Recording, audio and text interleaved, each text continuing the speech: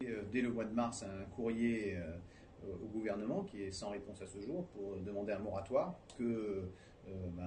dans notre plan local d'urbanisme en 2014, nous avons introduit la protection des établissements sensibles parce que la 5G arrive vraiment par la petite porte et notamment à Grenoble où il y a des expérimentations qui ont été conduites et autorisées et conduites sans la validation des élus, sans la consultation même des élus, ce qui est dingue. Hein. Ils font des travaux, il y a une expérimentation avec le CEA, ils modifient les antennes existantes sans simulation sur les faisceaux. Il leur permet d'occulter les autorisations de la mairie.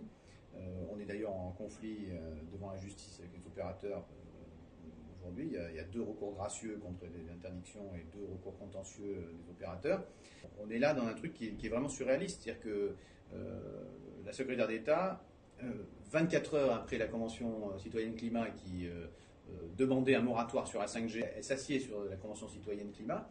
C'est scandaleux. On n'a toujours pas le retour sur la santé. On a le rapport de l'ANSES qui est quand même très inquiétant. Et puis, surtout, il y a une dimension environnementale qui est majeure. On est à 4% aujourd'hui des émissions de gaz à effet de serre qui sont liées au numérique et on dit que ça va doubler dans les 5 ans. À cause évidemment du nombre de données, à cause des antennes, à cause des appareils qu'on va connecter. Il y a 34 milliards d'appareils connectés dans le monde et en fait on prévoit avec la 5G de faire un reset, c'est-à-dire qu'on balance tout et on recommence et on va connecter tout pour vous dire que vous avez 3 yaourts dans votre frigidaire et que votre grille-pain vous pouvez déclencher à distance depuis votre lit.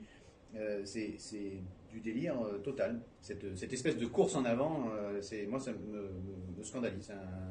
C'est un modèle de société aussi qu'on a derrière, puisque finalement c'est aussi ce qui permet de basculer dans cette smart city où on est plein de capteurs bourrés de partout. Pour moi c'est une atteinte à la liberté. La technologie doit toujours être au service de l'humain, au service du projet de société.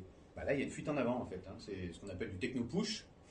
Dans notre vocabulaire, si je reprends ma casquette d'industriel, du techno-push, c'est